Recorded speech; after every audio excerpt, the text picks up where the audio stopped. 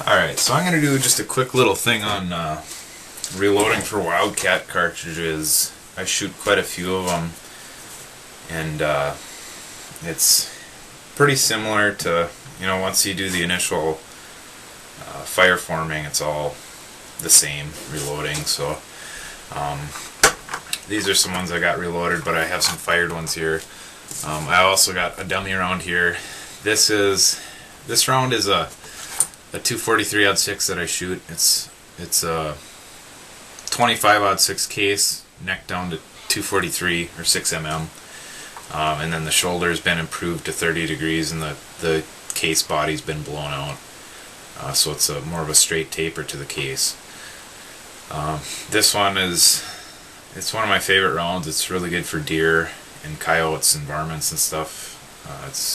It's a flat shooting round, but how I make this is you take virgin 25-06 brass, and I got some special dies here. Sometimes you can get away with not using custom dies if you can find a die that has the same shoulder angle and a long enough neck and a big enough opening for the body. You can sometimes just use a standard die. I actually think one of these dies I have is a 6 mm die, just a straight 6 mm die. But here's my neck die. So when you get these virgin brass, they're not, for this particular chamber, it's not going to be, there's different ways to do it, but with this particular chamber, the shoulder needs to be bumped back to fit into my chamber. So what we do is, say this is a virgin brass,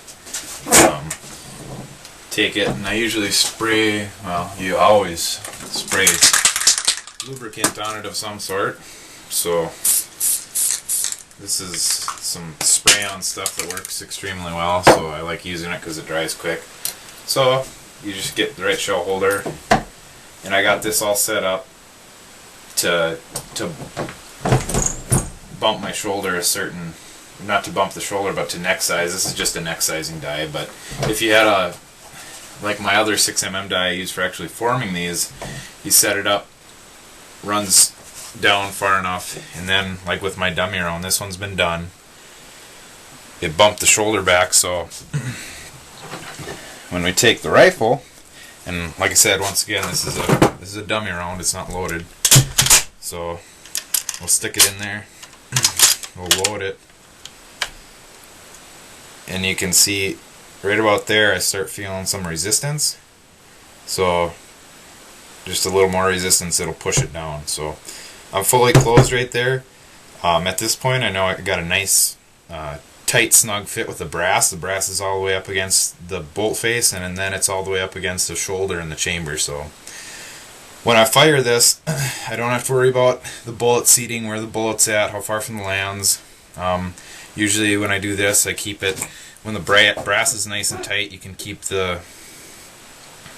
it's not really going to matter where the bullet is in relation to the lands, but so I know when I got a snug bolt like that, I know that my brass is fitting tight in there, and when I fire it, it's going to fire form it pretty well. Full pressure, just how I normally load them, and then they form out pretty well. If you can see the difference,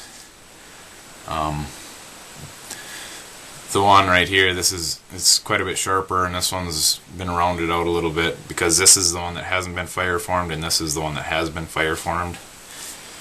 So and then I'll just go through just loading it quick. Like I said, after you fire form them, it's reloading it just like you would any other cartridge. So I'll do it now. Alright, so one thing I wanted to mention from a minute ago is that like with this rifle, when I showed closing down on the bolt, I think I was right around there before when we started to show tension on the case. One thing I forgot to mention is this rifle receiver is kind of unique, and it has canted lugs on it, so the further you push down, it cams the bolt forward. So most modern rifles like 700s, Winchester 70s, even old military rifles like Mausers and 03 Springfields, and pretty much there's one other action out there that I think that has canted lugs, but I can't think of it right now, and I think it's a custom action. So with a standard action like probably 99.5% of the people out there have, when you start to feel, you probably want it, like there's the bottom, you probably about here, you probably want to start to feel, a tight case. You might feel it up here too, because once the flat lugs get on the receiver ring, it's not going to go any further. Whereas this one, the further you push down, the tighter it gets. With those, you'll get in there somewhere and it'll be tight, and then it'll be the same tightness all the way down. So that's just one thing I forgot to mention, because like I said, my receiver is a little more unique than most of them. So getting back to reloading here. So these are my Wildcat cases. This is my 6mm06. So with these are all once fired after I necked them, or I ran them in the die, and I set them up so they're tight in the chamber, and then I fired them with a normal load. And so now I got nice sharp shoulders. Everything's formed out to what my chamber is. So then we go to reload, and this is just kind of a basic reloading.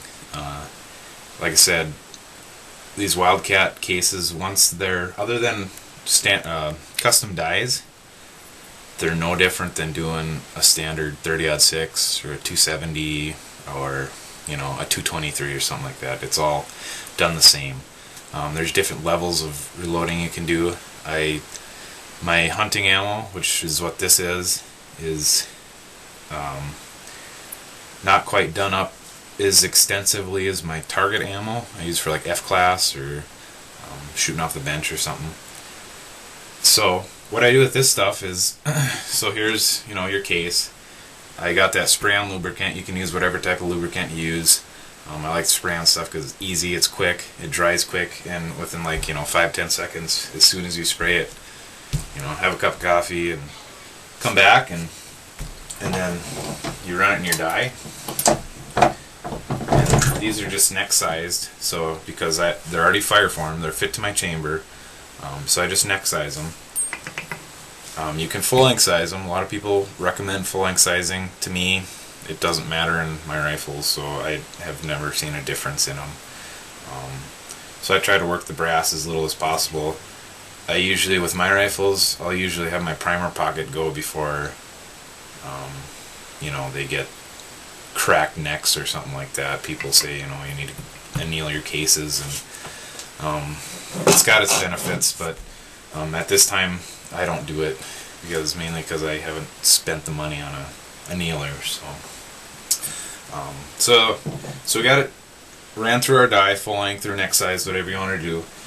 And then the next thing I do is, one thing I forgot to mention is I don't use decapping pins for my dies. I've got a special, this die right here, it's a decapping die, and that's all it's used for. It's like 22 to 45 caliber or something like that. So just about any case that I got, I can run through this decapping die, and all it does is ejects the spent primer.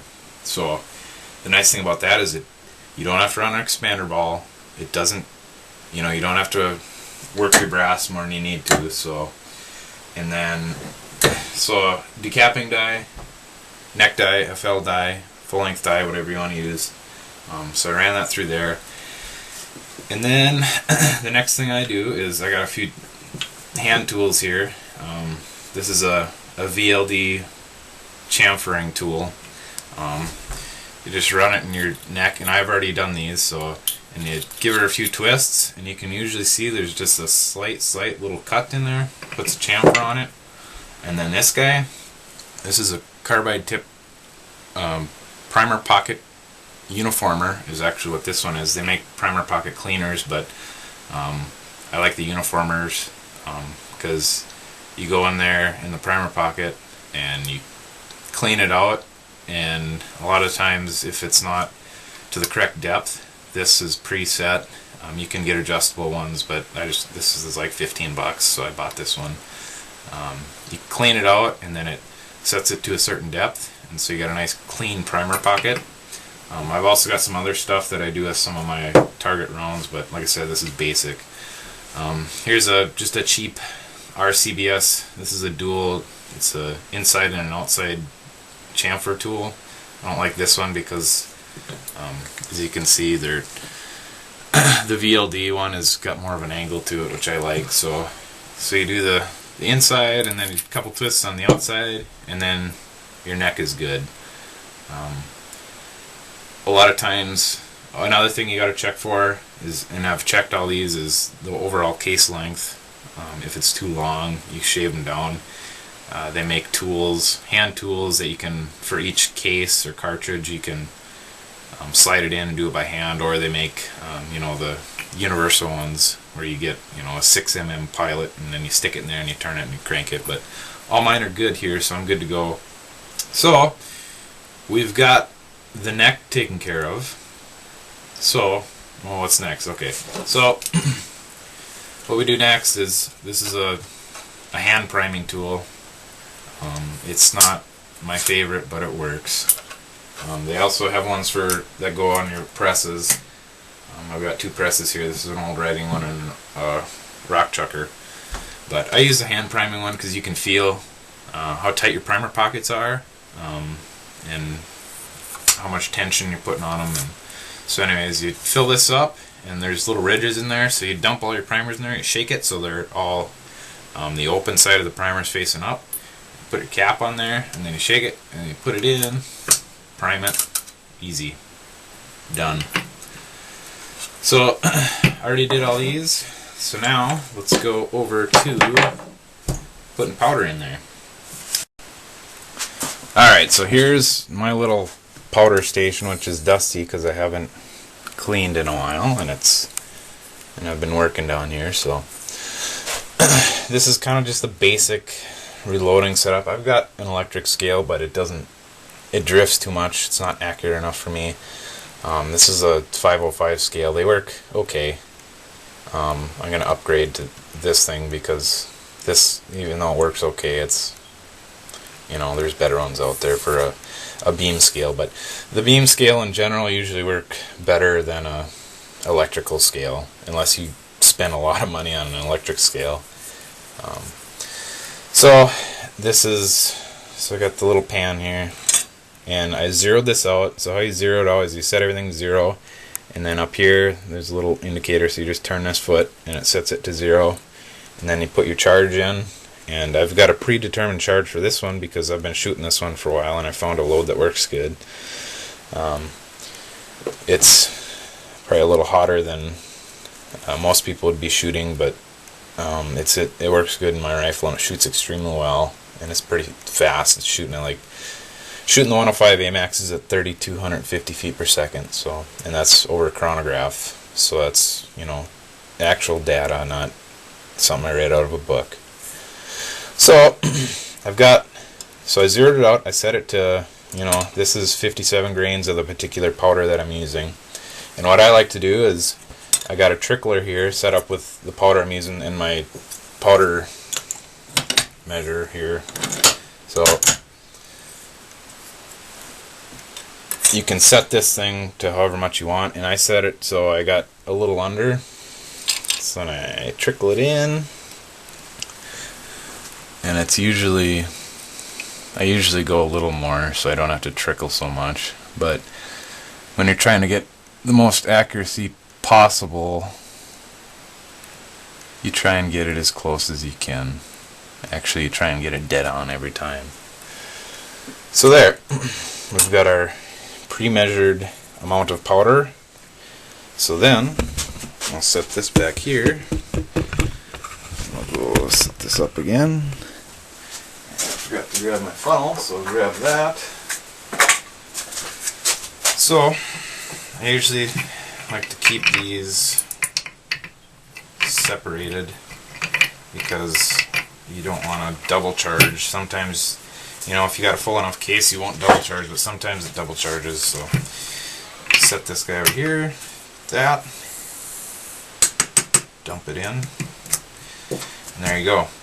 And then what I like to do is I like to fill them all up, you know, work one at a time, and then I got that all done. I usually do all my steps, you know, each step I do it all at the same time, so you don't forget. You know, if you're doing one case and you size it, cut it, prime it, powder it, and put the bullet in, you know, there's might be a few other steps in there, but sometimes you forget to do one of those steps, and then, you know, everything won't be the same. So I try and do each individual step to all of them at once, so then everything's taken care of. So I'm gonna go over here and I gotta find my bullets. So these are the 105 AMAXs, and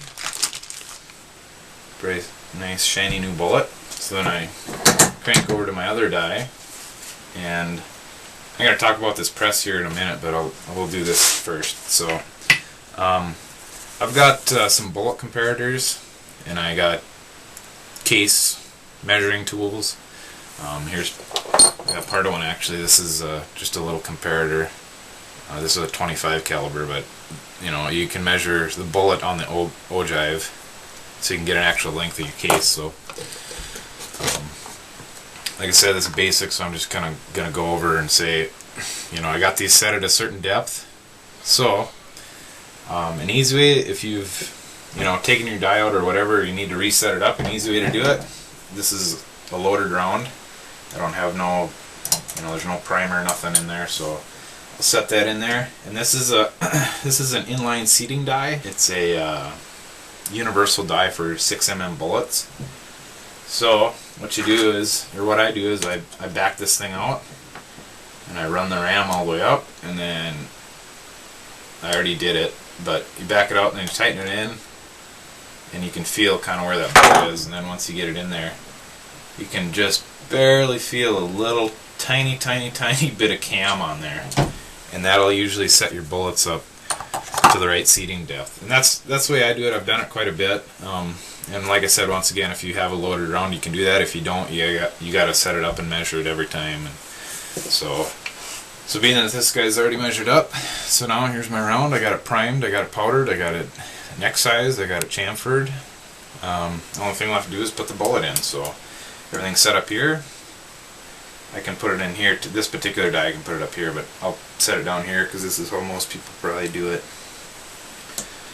So when I'm doing these, this is an inline seater die, although it should be straight. They may not always be, so I go about halfway in, turn it about halfway, then go the rest of the way. There you go. There's a loaded round, ready to shoot. So that's just kind of the basic gist of it.